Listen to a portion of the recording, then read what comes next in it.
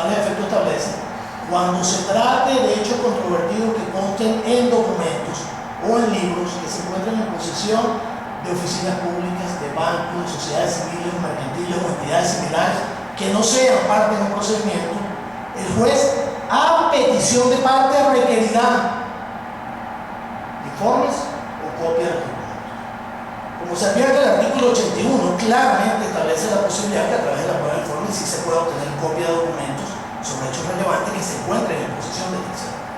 Y ahí justamente donde está el error de derecho del juzgado de transacción. En el presente caso, el demandante había solicitado que se le requiriese a los clientes de la demandada copia de los siguientes documentos. En primer lugar, contratos de servicios profesionales suscritos entre las demandadas y sus clientes. Y en segundo lugar, copia de facturas por servicios profesionales emitidas por las demandadas a sus clientes.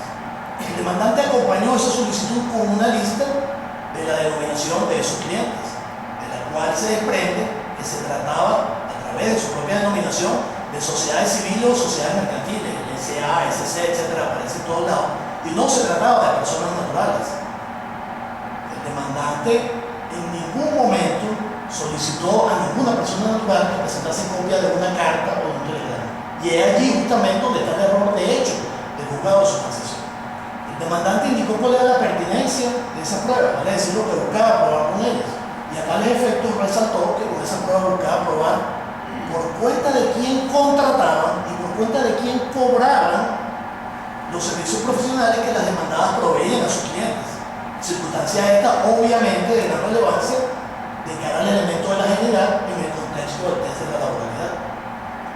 En fin, el juzgado de su transacción incurrió en un error de derecho y en un error de hecho, y por tal motivo solicitamos que esta sala aplique el respectivo rigor. En segundo lugar, el juzgado de su transacción negó la admisión de ciertas exhibiciones según se desprende de la sección 4.2 de la auto en cuestión. A tales efectos, indicamos que el juzgado también incurrió en errores de derecho y en error de hecho. Específicamente, el juzgado indicó que en todos los supuestos de exhibición de documentos había que presentar copia del documento cuya exhibición se solicitó. El artículo 82 de la Ley Orgánica Procesal del Trabajo establece claramente dos supuestos para la procedencia de la exhibición. El primero es cuando la solicitud de exhibición vaya acompañada del documento que se solicita. El segundo es cuando no vaya acompañada de esa solicitud o, en palabras del propio legislador, entre comillas, en su defecto. Y allí a su supuesto el legislador exige que entonces el solicitante afirme los datos que conoce acerca del contenido del documento. Y en ambos supuestos el legislador exige que se acompañe un medio de prueba del cual se desprenda que ese documento se haya o se haya dado en posesión del adversario. Como se advierte, es posible a través de la prueba de exhibición obtener exhibición de documentos aún cuando no se acompañe copia del documento que se solicita, siempre y cuando se satisfagan los extremos de ley. Y es allí justamente donde está el error de derecho del juzgado de su transacción. El demandante había solicitado la exhibición de los siguientes documentos. En primer lugar, retención de impuestos sobre la renta. En segundo lugar, el expediente interno que llevaban las demandadas a nombre del demandante, identificado con el número 999.030, que además aparece en todos los recibos de pago de salario que fueron admitidos. En tercer lugar, había solicitado la exhibición de los contratos por servicios del demandante suscritos entre las demandadas y personas jurídicas a todo. Y en cuarto lugar, había solicitado la exhibición de las hojas de tiempo que el demandante debía presentar diariamente a las demandadas.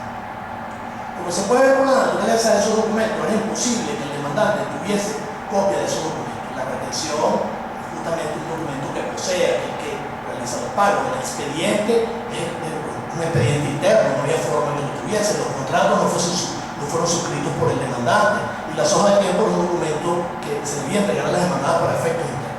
Pero el demandante afirmó los datos que conocía de esos documentos. A tales efectos indicó, por ejemplo, la fecha de la retención de impuestos sobre la renta, indicó la fecha de las hojas de tiempo, indicó el nombre de las partes que habían suscrito los servicios, el contrato por servicio del demandante, e indicó el número del expediente, 999.030. Igualmente, el demandante acompañó a su solicitud con un medio de prueba del cual se desprendía la presunción que esos documentos se hayan o se han hallado en posesión del adversario, e indicó la pertinencia de la prueba, vale decir, lo que buscaba probar con ella, que no era otra cosa sino el pago de salario y la dependencia, otra vez elementos relevantes en el contexto del test de la laboral. En fin, el juzgado de sustanciación incurrió también allí en error de hecho y de derecho en la negativa de admitir la exhibición señalada en la sección 4.2 del auto indicado, razón por la cual esta sala debe proceder a aplicar el correctivo rigor.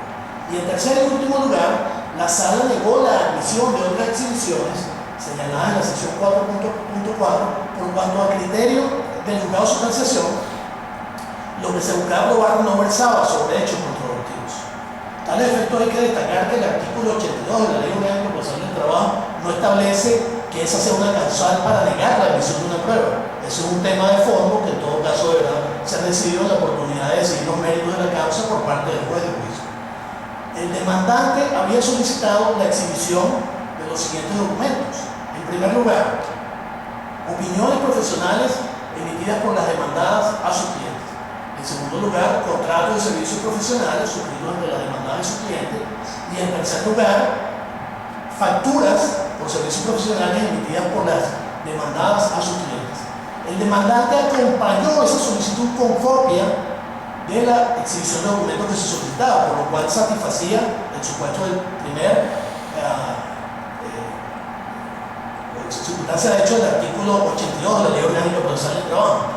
Igualmente acompañó un medio de prueba del cual se desprendía que esos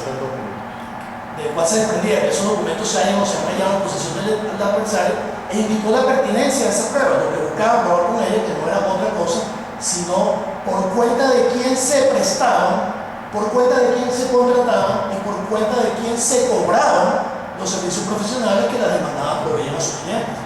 Otra vez, circunstancia esta de gran relevancia de cara al elemento de la dignidad en el contexto del test de la laboral. En fin, allí también el juzgado de sustanciación ocurrieron errores de derecho, y el error de derecho, razón por la cual solicitamos que se aplique el correctivo de rigor. Y por esta razón y por las consideraciones anteriores solicitamos lo siguiente. En primer lugar, que se declare con lugar la adhesión a la apelación objeto de esta incidencia y que se proceda a la admisión de las pruebas negadas, que son los informes, exhibiciones y exhibiciones, según se desprende en las secciones 3.4, 4.2 y 4.4 del auto respectivo. Muchas gracias. ¿Alguno de los magistrados para realizar una pregunta? Esta sala se siente suficientemente ilustrada, se retira a deliberar. Ustedes deben permanecer en el recinto del mismo hasta nuestro regreso para dictar el dispositivo. De pie, por favor.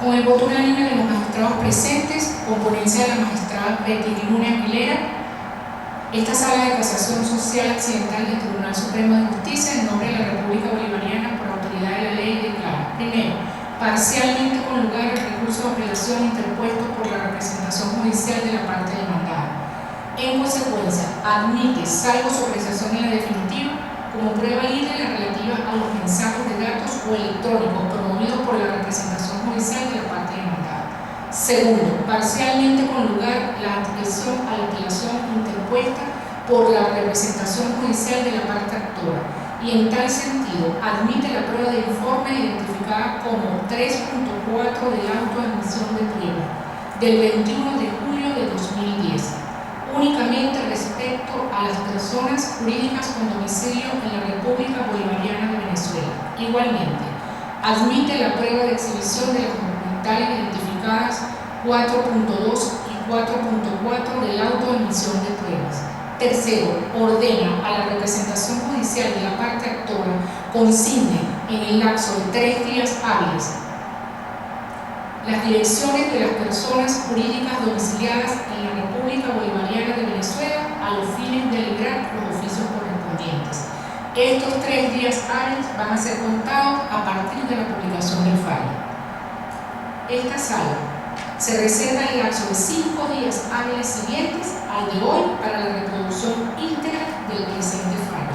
conforme al artículo 165 de la Ley Orgánica Procesal del Trabajo. Ha concluido el acto. Bien, por favor.